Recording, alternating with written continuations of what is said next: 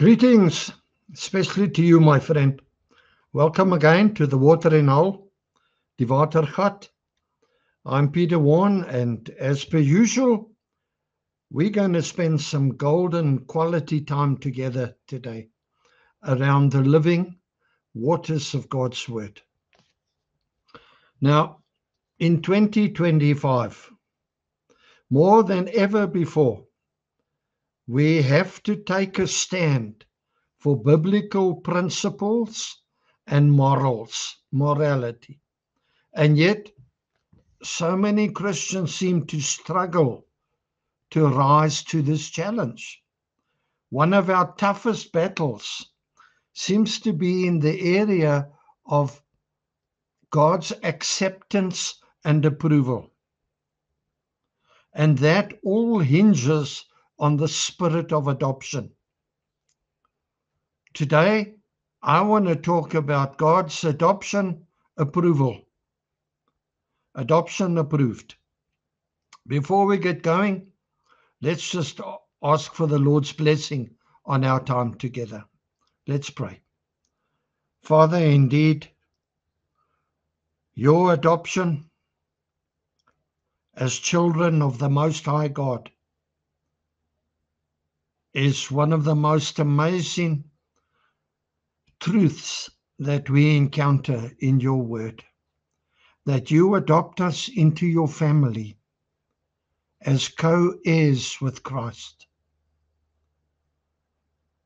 Lord, as we go through your word today, I pray that by your Holy Spirit you make it real to us. Lord, help us to understand your approval of us, your adoption of us. Help us to understand to the extent that it is possible for us to understand, because these are mighty mysteries of your word. We ask this for your name's sake, in Jesus' name. Amen. So, adoption approved. There is, as you know, tremendous onslaught upon the church and upon Christians. Many are in danger of giving up and throwing in the towel. And it's not only new Christians either. Last year, on the East End where I live, 53 pastors resigned from the ministry. Major attack upon Christians. And there are some very sure warning signs. And today I want to speak about them and ask you, are they in your life? They are basically grumbling against God, unresolved issues amongst each other, a creeping heresy, besetting sin, and the loss of your first love, the intensity and passion that you had when you were first saved. Grumbling against God under your breath. Unresolved issues amongst each other. Creeping heresy, allowing more and more nonsense about the so-called truth coming into your life. Besetting sin, constantly tripping over the same stone, not dealing with it. And as I said, loss of the intensity and passion of your first love. Basically, leaving the church and the Lord long before you leave the building.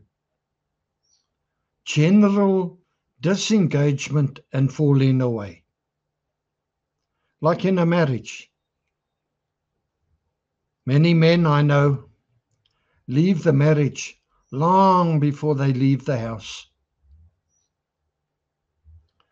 The Lord has often spoken of these issues in my messages. And it comes down to a revelation of his love for you. Now, I cannot put this matter down because it also applies to me. There is an acceleration of evil against Christians, but at the same time, there's an acceleration of the Holy Spirit of God, the power of God. You might think you're losing, but as a believer, you're a winner. Even when you lose a battle, you're a winner of the war. So, as I said before, at this time, we have to take a stand for biblical principles and morality. In other words, do you know what you believe? Do you know why you believe it? And are you living that you believe it? Samuel Rodriguez put it this way: while the church is waiting for Jesus to come down, he is waiting for the church to rise up. Now, today is not my usual teaching kind of message. I just want to talk to you. I just want to share some thoughts that the Lord is using to work in my heart, and may he touch our hearts today. The bottom line is this: we need to repent before God for the condition of our hearts, because it's on us to guard our hearts. And we need to ask him to help us through his Holy Spirit. That's it. We can't do anything without him. Our root condition is that as human beings, one of our greatest needs is to receive acceptance and approval. We seek it from our moms and dads, our friends, our girlfriends, our boyfriends, and even from our children. We like to be affirmed, to know that we are doing well and we are being appreciated. Often in today's world, we can run very low on this validation, and we can run out of steam and either come to a standstill or we lose our way. One of the toughest battles seems to be in the area of God's acceptance and approval. And as I said, it all hinges on the spirit of adoption. Without a revelation of the adoption spirit, we will forever hunt for everybody's approval, especially God's. And then, thinking we haven't got it, we become discouraged and fall away. May God help you and me today to get our heads around this truth. It's such a powerful truth. God's adoption. Let's talk about that. Occasionally, the Bible refers to adoption on a human level, but far more important is the image of adoption as a picture of our relationship with God, our Father. Biblical adoption is founded in the eternal love of God. In Ephesians 1, from verse 5 in the Passion Translation, for it was always in his perfect plan to adopt us as his delightful children through our union with Jesus, the Anointed One. So that his tremendous love that cascades over us would glorify his grace. For the same love he has for his beloved one, Jesus, he has for us.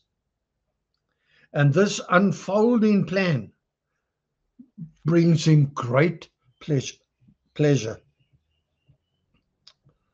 Three scenarios dominate the biblical canvas of adoption. Three big pictures. Number one, Israel becoming God's adopted child in the Old Testament. Number two, all believers in Christ are in God's family as children and heirs. And the Holy Spirit confirms this reality to us, says the word. Number three, believers look forward to full final adoption at the resurrection of the dead. We read in the Passion Translation, Romans 8, verse 19 and 23. The entire universe is standing on tiptoe, yearning to see the unveiling of God's glorious sons and daughters. And it's not just creation. We who have already experienced the first fruits of the Spirit also inwardly groan as we passionately long to experience our full status as God's sons and daughters, including our physical bodies being transformed. Man, I have such a longing for Jesus. I miss him so. Also in the Passion Translation, 1 John 3 at verse 2. Behold, we are God's children right now. However, it is not yet apparent what we will become. But we do know that when it is finally made visible, we will be just like him, for we will see him as he truly is. Now, I'm going to make this statement. And if you remember nothing else of this message, remember this statement. God's adoption approval cannot be earned and can therefore never be lost. God's adoption approval cannot be earned and can therefore never be lost. It is not based on your performance or your lack of performance. It's based on the fact that God created you and loves you. Why? Because he loves you. But why does he love you? Because he loves you. I don't know. He loves me too. You access that loving acceptance and approval by receiving Christ as your personal Savior. When you receive the spirit of adoption into God's family. Let's look at some scriptures, all of them from the ESV. Romans 8:15. For you did not receive the spirit of slavery to fall back into fear, but you have received the spirit of adoption as sons, by whom we cry, Abba, Father. The Spirit himself bears witness with our spirit that we are children of God. That's what I said to you just now. The Holy Spirit confirms it to you. Ask Him to do that today, if you need to. Romans 8 at verse 38. For I am sure that neither death, nor life, nor angels, nor rulers, nor things present, nor things to come, nor powers, nor height, nor depth, nor anything else in all creation will be able to separate us from the love of God in Christ Jesus our Lord. Man, what a scripture. Galatians 2 at verse 19. For through the law I died to the law, so that I may live to God. I have been crucified with Christ. The old bit. It is no longer I who lives, but Christ who lives in me. And the life I now live in the flesh, I live by faith in the Son of God, who loved me and gave himself for me. Here's a statement. You have the eternal Son of God living in you. He will never leave you. Maybe you need to hear that today. Let me give you some pretty weak examples and thoughts to try and help you to get your mind around this fact. In the Jewish culture, when a son or a daughter comes to the age of adulthood and they have a bar mitzvah or a bat mitzvah for the girl, up until that time, that son or daughter is never even mentioned as a child until that day when they are presented by the Father with the Father's blessing to the waiting world. Thereafter, that son or daughter has full power of attorney to conduct business in the Father's name, with his backing, with his resources, with his protection, with his go ahead, with his yes. Now that's our adoption. The prodigal son parable is about a son, not about an unsaved person. It's about someone who's a son, already a son. Now we can often make wasteful decisions. The word prodigal is the word wasteful. He wasted his inheritance, wasted his time, wasted his opportunities, wasted this and that. We often mess up like that. Well, I do anyway. But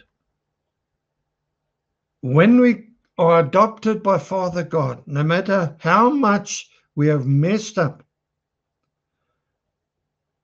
whose inheritance did that prodigal son share in for the rest of his life? He used his. He shared in the inheritance of the other brother. Now, our other brother is Christ himself. We are co-heirs with Christ. What he inherits, we inherit.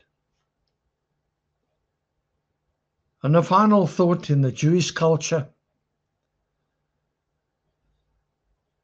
A biological son, if he shamed the family and the village, could be taken out of the walls of the city and stoned to death. But an adopted son, no matter how much he shamed the family or himself or the city, He could not be treated that way. Our adoption is so secure. We have the Father's backing.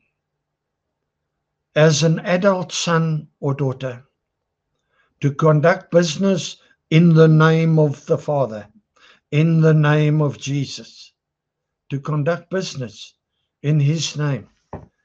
And He's good for it. We have His backing. We have His resources. Obviously, that means we have to be moving in accordance with His will. You can't just go and sign for a Ferrari and say, okay, Father, now pay. That's not going to happen. You know what I mean.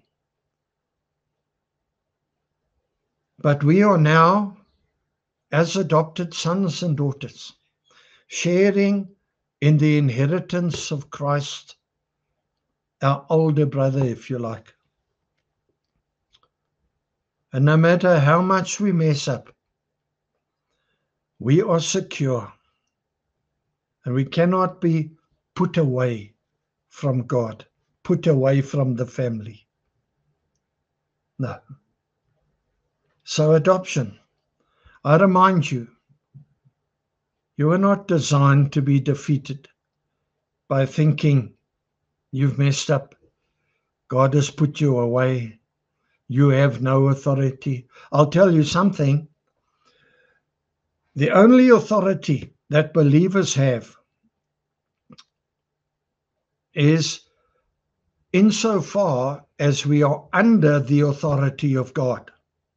Submit to God, resist the devil, and he will flee.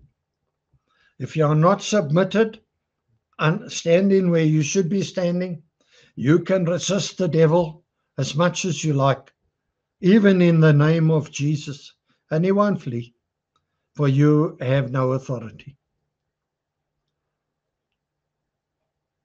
But standing in line with the Word of God, with the God of the Word, we have all heaven's authority, backing, resources. It's an amazing thought, this adoption. We cannot just be put away.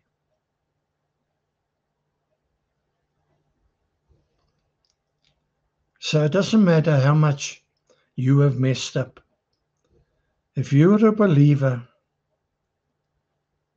and you have received Christ as your Savior, if you repent of your mess up, if you renounce it, turn away from it in your life, honestly and in your heart, God will restore you, because your adoption is secure. You may not be put away.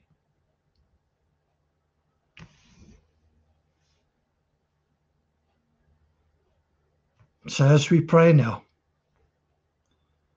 I ask you to make a life-changing decision. Will you come and ask God today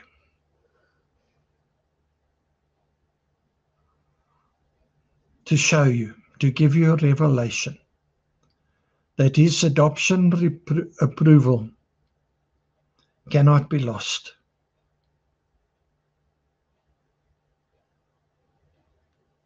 That you are a son of God, a daughter of the Most High God, and a co-heir with Christ, a mede-erfgenaam. That you have the eternal Son of God living in you, and is not about to leave. He never will. Will you invite the Lord today to come and help you, to lay hold of this awesome revelation insofar as you can? As I said, this is a major mystery. We can't understand all these things. I can't. I don't even try anymore. I just receive, boy. I just receive. So now, are there warning signs in your life? Grumbling against God under your breath, muttering and murmuring? Are there besetting sins that you keep tripping over that you haven't dealt with?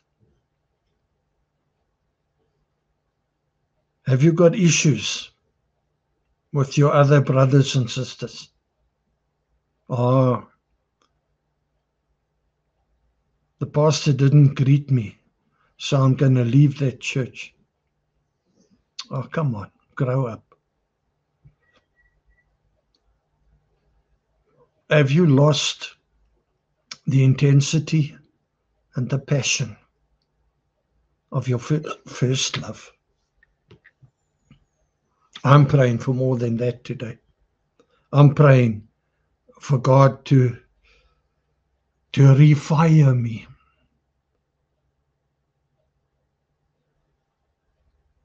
to fill me with an intensity and a passion like I had when He first saved me. Are you constantly looking for signs from God that He is pleased with you?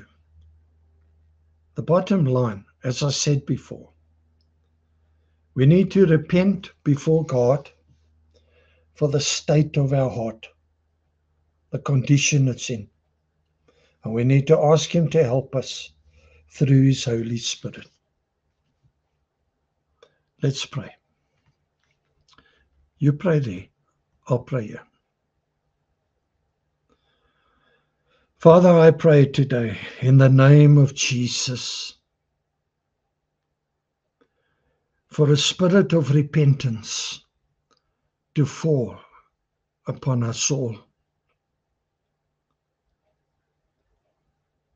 I pray that your Holy Spirit will show us the error in our thinking, the errors in our ways.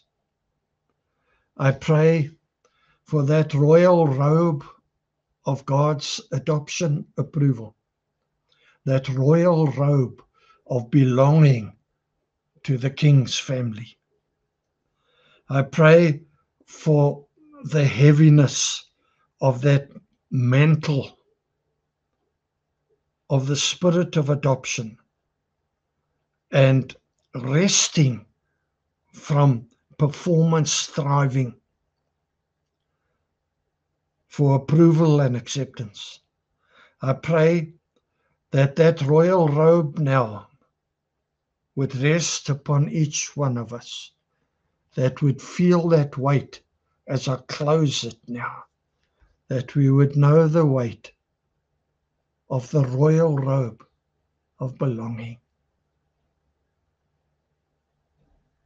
And thank you, Lord, the ring of office that you put on our finger, that we can conduct business in your name, according to your will, with your backing, your power, your resources. And I thank you for the sandals of readiness that come from the gospel of peace. Sons wear sandals. Slaves do not. And I thank you that that speaks to us of our requirements for our worldly walk, for our walk in this earth, are sorted, that we cannot be put away from your love. Nothing can separate us. Nothing means nothing. No thing whatsoever. My friend, if you don't know Jesus as your Savior, as your King,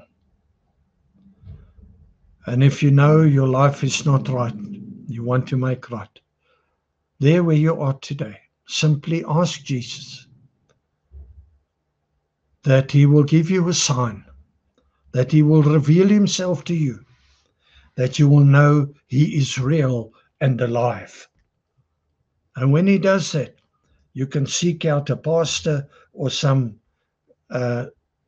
Christian friend that can help you with your next step. So today, Lord, we just thank you for what you have done, what you are doing, and what you're still going to do in answer to this prayer. Amen and amen. Adoption approved. You're free to go. That's the lot and all I got today. With love from me to you. Thank you for spending this golden time. Subscribe if you haven't already. And